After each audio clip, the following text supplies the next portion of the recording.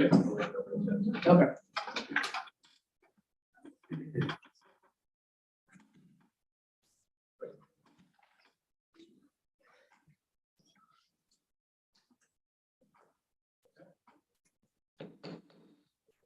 Welcome everyone to committee meetings for Monday, September 12th.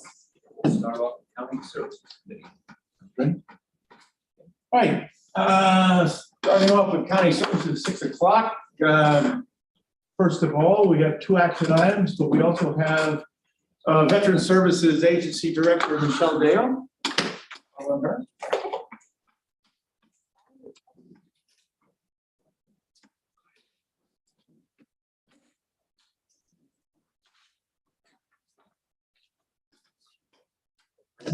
There's like a little Mother Carol Fire Hose, Texas.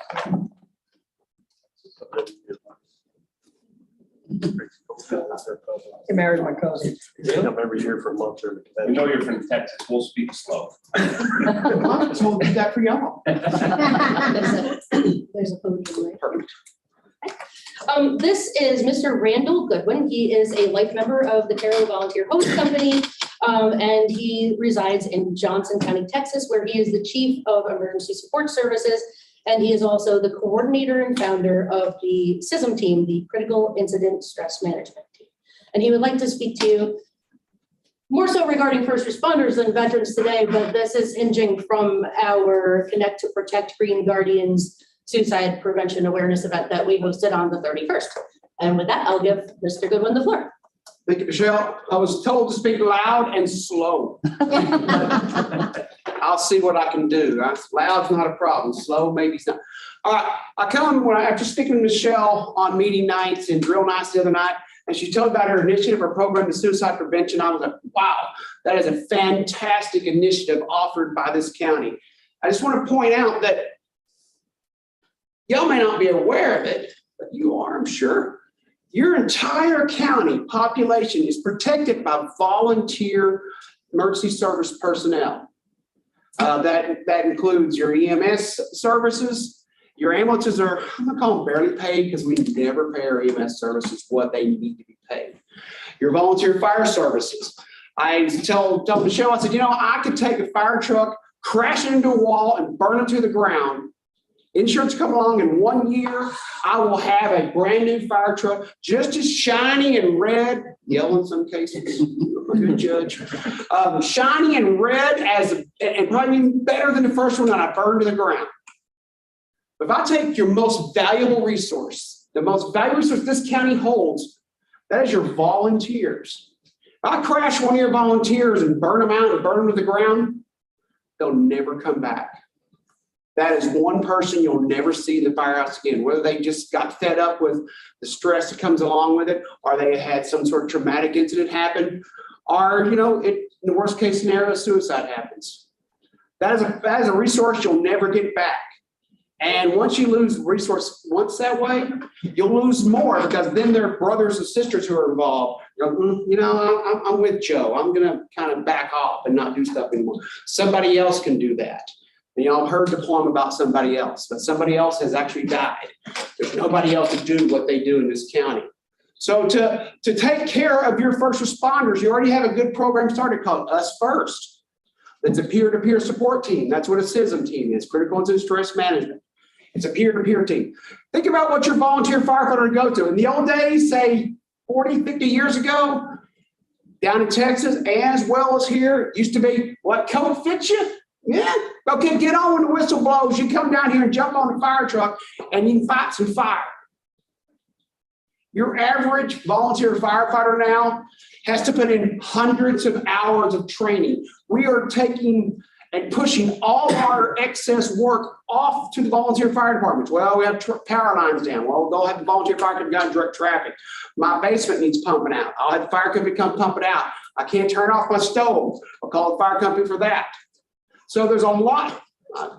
My baby's teething. Down home, we have a baby teething. Call the fire company for that. So as we push more and more off to our volunteer fire services and our EMS services, that's creating stress. Guys, every day, y'all have to have jobs, right? I'm the only one here who's retired. But y'all have jobs. Can you imagine your 50-hour-a-week job? And now you're a legislator, so you got to put in, the most thankless job ever. Let's put in and fund, you run a county government. Now you got to listen to people complain. But that's a lot of hours. Well, then you add, I got to go down to the firehouse and train.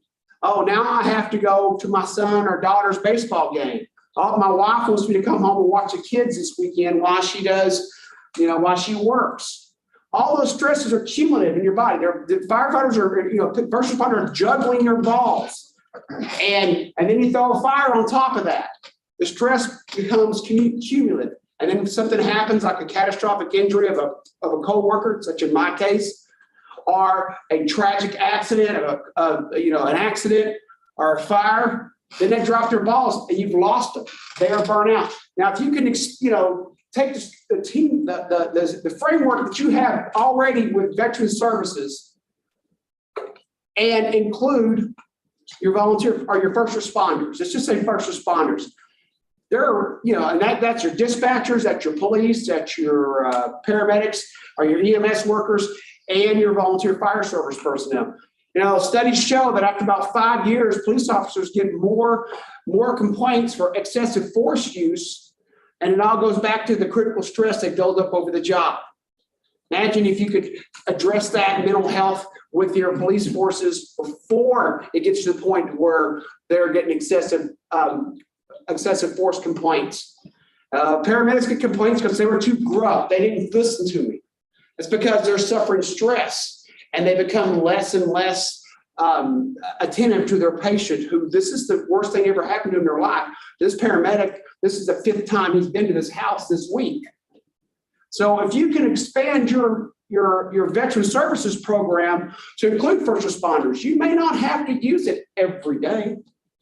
You may have to use it once or twice a year. And services include mental health, EMDR trained therapists. You can send somebody. If they finally get your Us First teams comes to Michelle and says, Michelle, I've got this responder that they still can't sleep.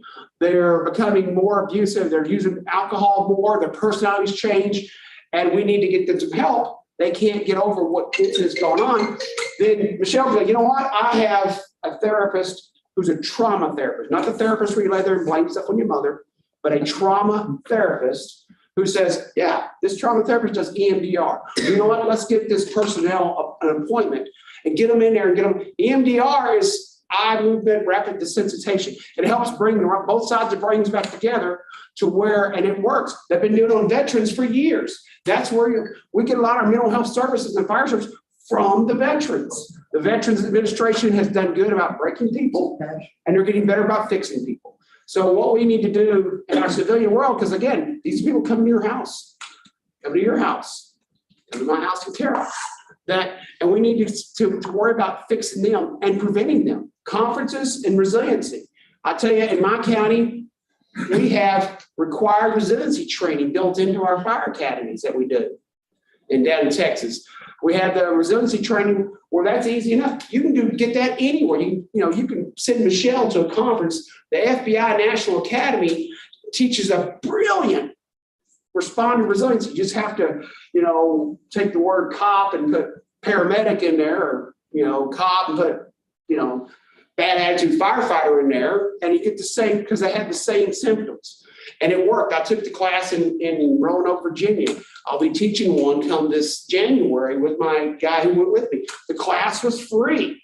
I had to pay, if you sponsor her airfare and say, all right, this is a trainer program, Michelle, I expect you to go get this class. You'll sign the memo of understanding with the FBI, and then she can start setting this program up to teach. And even have her first couple of classes, have the FBI come in and teach this resiliency training.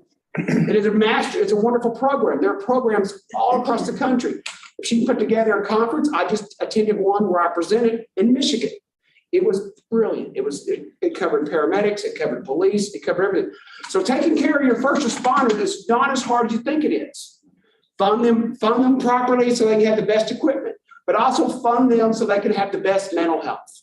And that's what you need. Because I'm telling you, my department, when we got hurt back in '88, it fell apart because there's no mental health support, a catastrophic injury. And she just told me she has bands with wheelchair capability. When I had to go back and forth for an hour's drive to Parkland Hospital from home back and forth, I was in a wheelchair. It was a traumatic event to get me in and out of a car. If she can say, you know what, we got a firefighter who's in a wheelchair from a traumatic or a cop or EMS worker, why don't we just send the van over there to pick them up so it's not less traumatic on them? You know, they've already gone through a big trauma, physical trauma. Let's do something simple. So take care of your first responders because these are the people coming to your house. And y'all don't have if you want to go to the National Volunteer Fire Council.org, they have a calculator on how much a volunteer firefighter saves a community. How much it would cost to staff your fire department, staff your ambulances with higher paid paramedics and stuff. And you'll see what a brilliant savings there for pennies on the dollar. If you'll expand a program and include your first responders in your service you're already doing for veterans, include your first responders, that's a big investment. It's not as big as you think, but that's a good investment in the people that will come to your house and they will help you. So I hope that was short enough. If you have questions, I've got a ton. I'll wait out after there and we'll talk more. There's a ton of federal money. I'm going to get with Michelle and tell her and get with the resources I have and tell her where to look. The federal government is dumping barrels and barrels and barrels of money into first responder and veteran mental health. In fact, the conference I taught in Michigan was paid for with federal dollars. So I'll get with Michelle afterwards and follow up with her. But guys, the money's out there. If you have a grant writer who can write for grants like this and you roll that cost of a grant writer into it, then, there's money out there. You can't say, well, we just can't afford it this year, until one of your first responders kills himself. Then it's like, what do you tell his family? They raised their right hand and said, I will do this. And then we just left them alone after they had a traumatic event. We let them, the chief had to answer a call, one of our guys down home. The chief had to answer a call. Chief, I'm in my truck with my gun. I don't want to put it down. They had to go find a guy. Don't let that happen to your responders here because you wreck a volunteer, they're not coming back. So there you go, y'all. Thank you. Thank you, Randy. Very briefly, I sent out an email rather late this afternoon and I put my brief regarding the Connect to Protect Green Guardians event in there. If you want me, I can go over it really quickly now, or you can just read it to save time. Okay, so we ended up with 66 vendors. It went back without me. We ended up with 66 vendors. We raised $2,900 from our raffles and fundraisers. That will be split equally between us first team and the Greene County Vet to Vet team. For those of you who were there for the opening ceremony, we had multiple elected officials that actually are elected officials or potential elected officials there, and they all seemed very interested in showing their support both through programmatically and fiscally to expanding services, not only for veterans, but to first responders. So hopefully that's a resource there to look into. And we also were awarded a donation from Thunderheart Golf and Freehold of $6,536 that was raised from their Legs Diamond tournament this summer. And I think that was about it. Thank you. Thanks, Michelle. 200. Never mind. Good job, Michelle. Thank you. It was a very, very nice event. Thank you. Yes. Okay.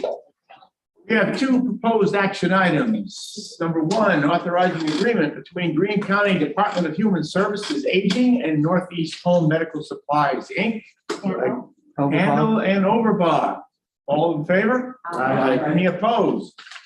That is carried. Action item number two, budget amendment, Greene County Human Services Unmet Needs Grant. I'll move that. Do we have a second? True. True. True. All in favor? Aye. Any opposed? That is carried. Do we have anything else for county services this evening? Yeah. On this Saturday morning at 10 a.m., the Northeast Vietnam Veterans Association is going to be having a ceremony, and there will be a dedication. There will be a new monument and a flagpole dedicated to the 17 Greene County residents who lost their lives in Vietnam. Nice. That's 10 a.m.? 10 a.m. The paper, one paper said noon, another paper said 1. Yeah. It's 10 a.m. It's 10 a.m. Okay. That's important. Is it? Is that the Legion? No, right No, now. it's at the Veterans Park, right there. in Right there. the center of town, by the 10 a.m. pond. I have one Oh, yeah, that's a big thing. In addition to that, our Vet to Vet program will be having its grand opening with a ribbon cutting ceremony at 2 p.m. on Tuesday, September 27th. You were supposed to receive invitations to the Chamber of Commerce. I did not receive mine. I'm assuming you did not receive yours. Where's this? It's going to be at the Carroll County building around the back where their entrance is. It was in the chamber newsletter. I saw it. Okay, 27th of September at 2. 27th at 2 p.m. All right, do I hear a motion to close? I have a couple questions. Okay. Okay, One, the unmet needs grant here or whatever, for this 100, what is that all about? What does it mean by unmet needs? Where is this money coming from? well, unfortunately, our Ken Brooks, our interim director, has missed a flight and cannot be here tonight. Okay, It's federal money. That's that. it's federal money? And the second question, and I'm not sure if it falls under your committee, but when we get these things and they say grants, what do we have to do to change the wording that if it's coming from the federal government as a grant, it says federal taxpayer grant as opposed to grant? Because quite honestly, I've seen that a lot with our local politicians at the state level, and they act like they're philanthropists with my money, and I'm tired of it. So You can change resolution language in any way you wish. we can do that. So it's stated that it's coming from the federal, we can say federal taxpayer funded, state taxpayer funded, county taxpayer funded, I guess I would use those 3-4 words, grant. grant. Okay, I don't know if there's we need to change anything or in a legal perspective or. It's our legalese of our resolution, as long as we fulfill the grant obligations, Right, whatever they be. Well, all grants are coming from the federal government anyway. The state doesn't have a mint. They don't make any money. They get They money give from out the money. federal yeah, government. but they use tax revenue to Right. this call it grants, you know, or, Buffalo Billion. yeah. I So, did the math on that. Sorry, Buffalo Bills fans. Sorry about that later. but if we could do that, I don't know if people are opposed to it, I don't want to see that it doesn't say that taxpayers are not actually the ones producing the money for that grant. Yeah, I'm fine with calling it. Two. Thank you. Okay, anything else for county services this evening? Motion to close. We have a I'll motion to second close. that. And we have a second, we are closed. Almost lost control. Hold on, Randall, thank you. hold it back from the brink. Thank you, sir. Thank you for being here. Thank you. My pleasure. Dear my brothers and sisters. Good to hear that Texas accent. Even my cop cousins. Take care of them. Take care of their mental health. No, all right. On the 27th. Carol? All right. See you. Vietnam Memorial. We're told it was 1. Yeah. 27, county board. Okay, call it Public Works Committee to order at 6:19. Highway Superintendent's report.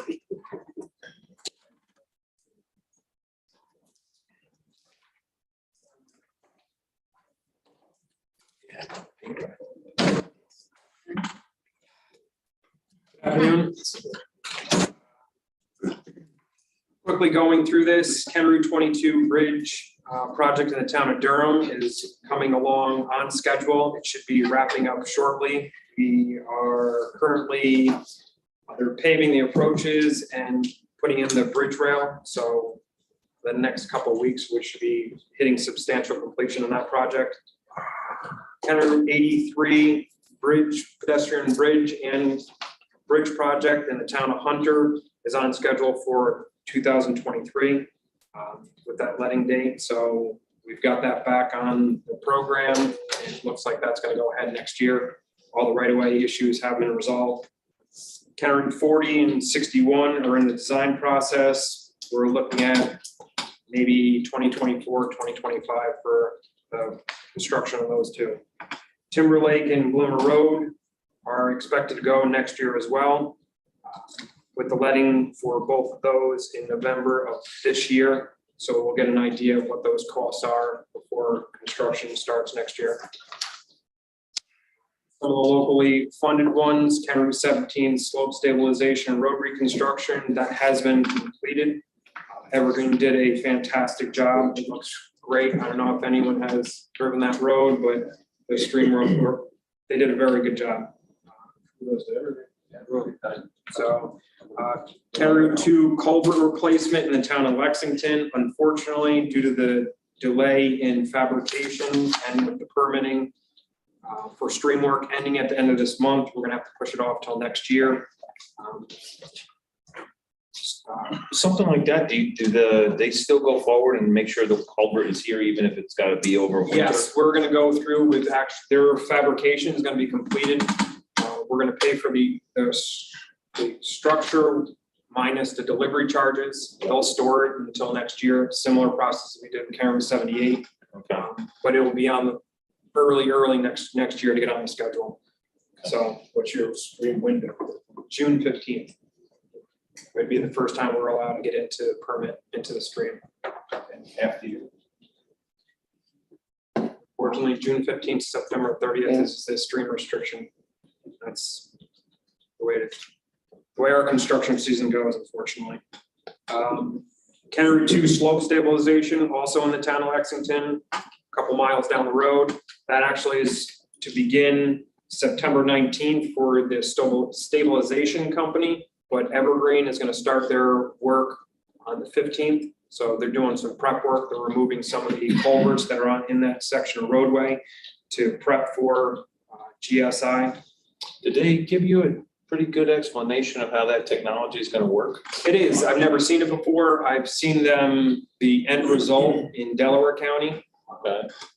So it has been used somewhere close? Absolutely. Okay. It's actually used in Delaware County, right? We talked about that at the award night, that we weren't the guinea pig. Right. Yeah.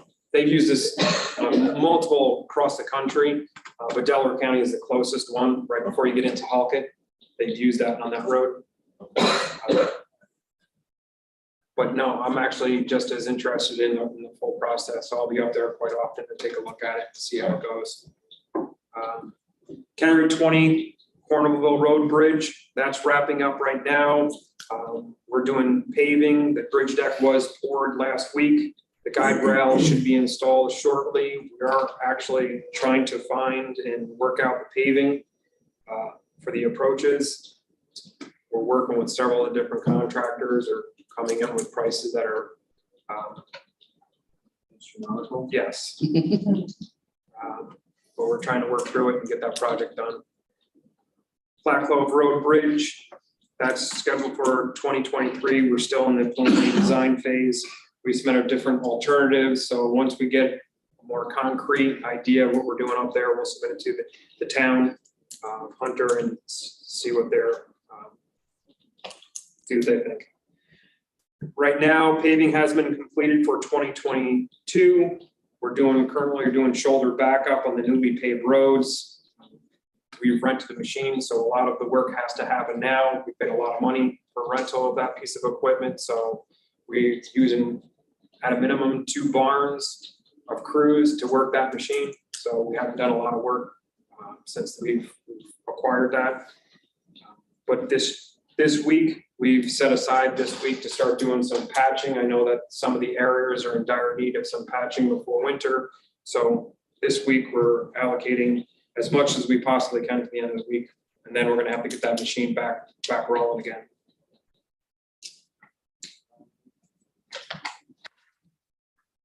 Solid waste. It was a busy several weeks. I'm sure you all heard about the fire on August 27th. I was fortunately, I was on vacation at the time, but I was informed by Paul the entire time of what was happening. The number one thing is there was no injuries. And that was the biggest, I guess, takeaway. And the building had no damage. Unfortunately, 5 trailers were destroyed. 4 of them were EJ trailers and another one was MBI.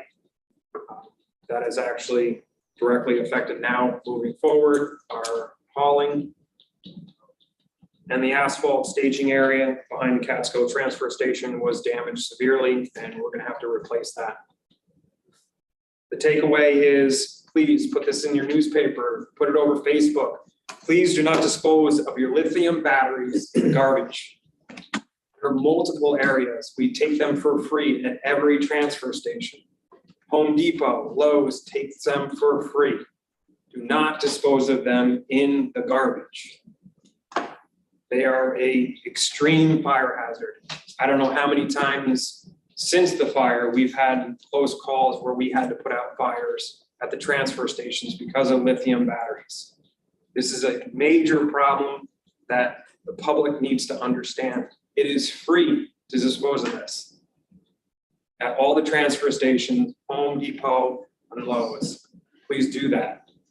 Scott, is there a specific product? Is it It is phones, is it? It is the lithium batteries that you find for your power drills, for your now the big pushes, for your weed eaters and chainsaws that are now battery operated. Everything that the state's about to require. 100%. Anything that's rechargeable, really, it's a lithium. Right, anything. Okay. A lot of the kids' toys, right? All these A lot kids' of- toys have these lithium batteries. We saw this when the hoverboards came out. That was the first time that we saw these fires start popping up. But it is your kids' toys that are rechargeable, the little 4-wheel toys that the kids ride around on. Warren, note to self, Facebook. It is, it's a major concern right now. Scooters are I was thinking maybe we should put together our own press release and maybe put some of these items that you're saying right in that, you know, so people are aware of.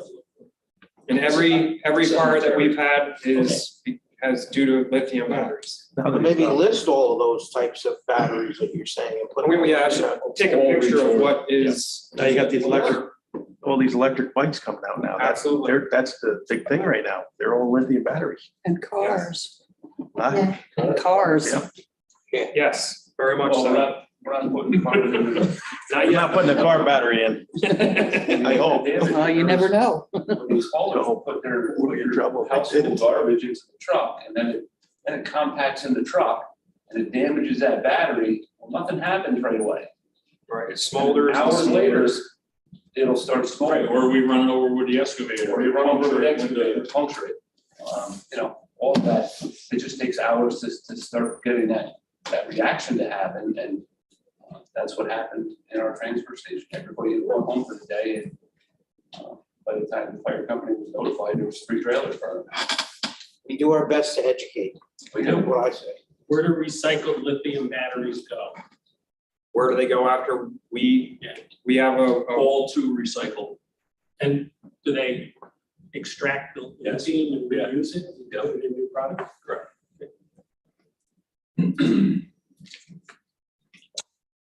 With that, to date, we are currently over 2,200 tons over from last year. I didn't think that we would ever be saying this, but Year to date, year to date, you're at this point, and this year, you're over 2,200 last year's tons. end of year. No, last year. And year to date, yeah. Year to date. Even the 22 tons of burn? That's 70 additional trailers.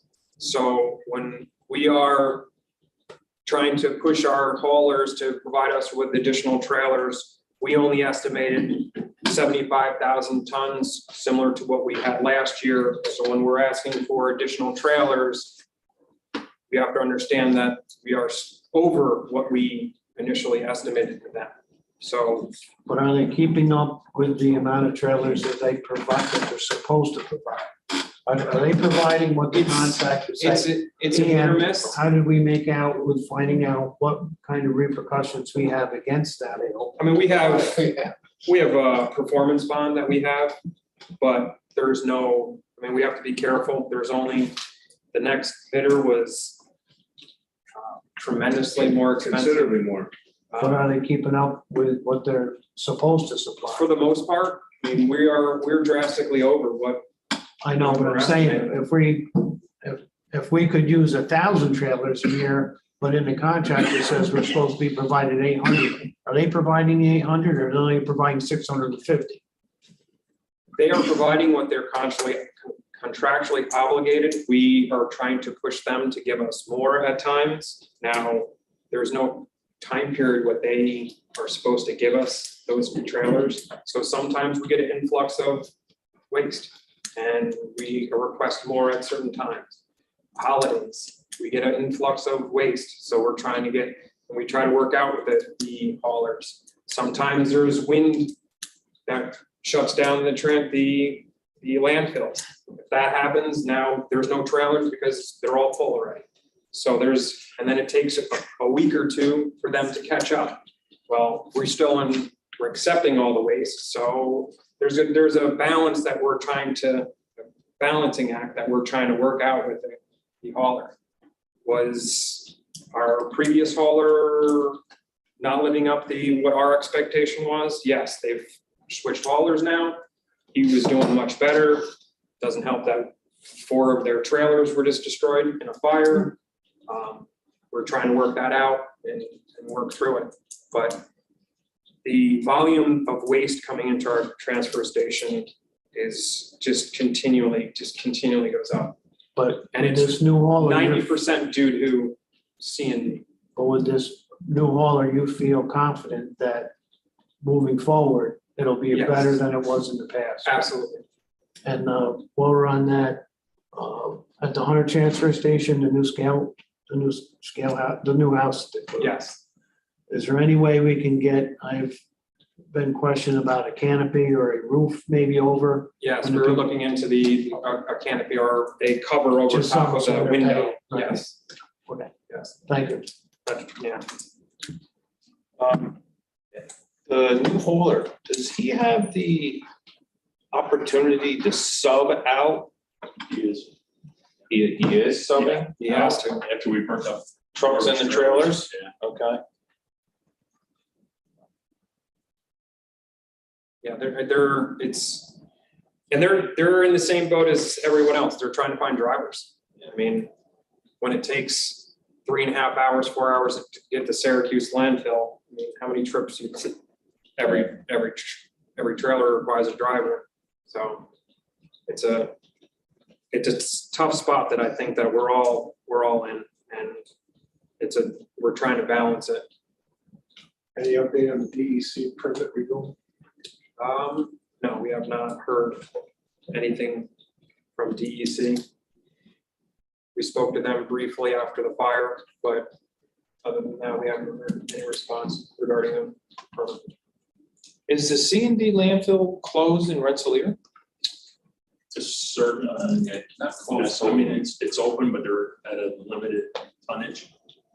And they only accept walking floors to dump in there now, and we're using all the tippers, so our stuff doesn't go there anymore. Yeah, there's what Albany County, Ulster, Columbia, and the town of Bethlehem they're all on reduced hours. But the way the transfer station's set up, C&D isn't separate from household garbage, so it wouldn't matter anyway. Right. Couldn't take it. How about your tracking of where the debris is coming from? Is it still coming from outside of the county? It's coming from everywhere. Or anything, because our tipping fees are still Our tipping attractive? fees right now are still are 120, 125 for C&D. They're still a little lower than the rest, but I think there's a tremendous amount still coming from Greene County. I actually did get a call about the tipping fees going up on per bag, $2 to $3. And I tried to explain that it's, it hasn't gone up in 20 years. So really $1 over 20 years is 5 cents a year. It's not that bad. And then it was asked, I know we talked about it, but there's no, as far as a discount for senior citizens or anything. We got rid of it. Yeah, we don't have. No. Okay. On the, what else do we have for solid waste? Our transfer stations. Cooksaki, substantial completion is still scheduled for the end of this month. In Catskill, transfer station and recycling building is scheduled for substantial completion November 16th. So those buildings are coming along well. I don't know if anyone's driven by the Cooksaki location, but it's considerably different than it was before. There's a tremendous amount of real estate on the top portion for operations now. So Are they done with that retaining wall? they are. Or they'll just be sloping the soil to it? Yep. Okay. There was a considerable amount of expense to add that. I think that some of the items on the agenda, I know that you see the amending resolution for a tandem axle roll-off truck and body. It's pretty clear why we're doing that. Unfortunately, the body, their roll-off sales company didn't purchase the actual roll-off when we set out the purchase order. Therefore, we're gonna have to go out and purchase it ourselves from the roll-off company. So that Is it is, still the same roll-off company you purchased it it from? is, it is, they still are cheaper. We requested other bids and they were still cheaper. It was the truck company that dropped the ball. And we could have ended everything and walked away from it, but we wouldn't see another truck for a year and a half. So are they gonna install it for you? The The company gonna roll-off give them the company, roll yes. off and, Yeah, it's currently in Indiana right now, I believe, being upfitted with a roll-off body. Oh, you sent the truck down there? Yeah. Good. So we should be seeing it in a couple weeks. Middle to the end of October. Change orders, I don't know, you want to? Sure. For the Cooksaki transfer station, the change orders 1 and 2 is, one was for the temporary power.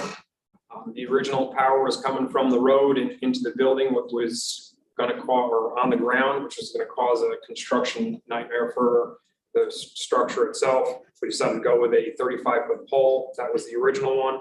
And then for the permanent power, the power company said that we couldn't use the existing pole that was currently there. It didn't meet their new regulations, so we had to put a 45-foot telephone pole in.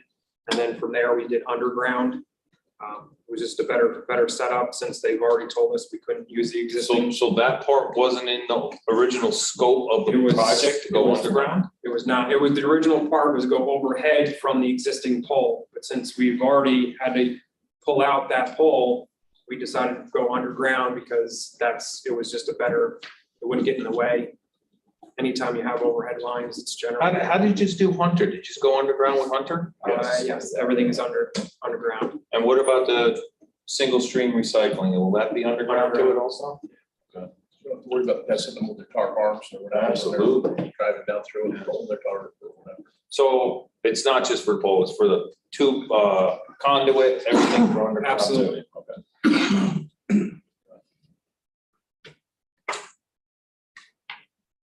Any other questions? How is the temporary facility working out? So, Good so far. I haven't heard. all good. Yeah, I mean. The roundabout works. Yeah. they see everything that's going on. They had an issue with the door, but we resolved that. Thank you. Thank you, Scott. Thank you, Scott. Moving on to the proposed action items. Amending resolution number 8-21, authorizing purchase of one new tandem axle truck and roll-off body. Martinez, Hobart. Martinez and Hobart, all in favor? Aye. Opposed? So carried. Authorizing purchase of property located at 88 Pine Grove in the village of Kasaki. Hobart. Martinez. Hobart, Martinez, all in favor? Aye. Opposed? So carried. Authorizing purchase of one new 22-foot container. Capable outside rail, tandem axle, cable pull, roll off, hoist, and hardware. Buelich. Lennon. Buelich and Lennon, all in favor? Aye. Opposed? So carried. Awarding bid for abrasive, dry screened, and washed use in snow and ice control. Martinez and Handle, all in favor? Aye. Opposed? So carried. Authorizing change order 1 and 2 Coxsackie Transfer Station reconstruction project. Guess we'll have to go for it. Second. Hobart and Martinez? Yes. All in favor? Aye. Opposed? So carried. Accepting formal proposal for the repair of County Route 20 culvert CIN 20-10.981 CAR, Town of Carroll. Lennon. Lennon and Handle, all in favor? Aye. Opposed? So carried. Authorizing expansion of services for the repair of County Route 12 South Street Bridge over to Batavia Kill, bin 33028330, Town of Wyndham. I'll take that one. Leg second, all in favor? Aye. Opposed? So carried. Authorizing agreement between Highway Department, Catskill Watershed Corporation. I will move that. Buelich.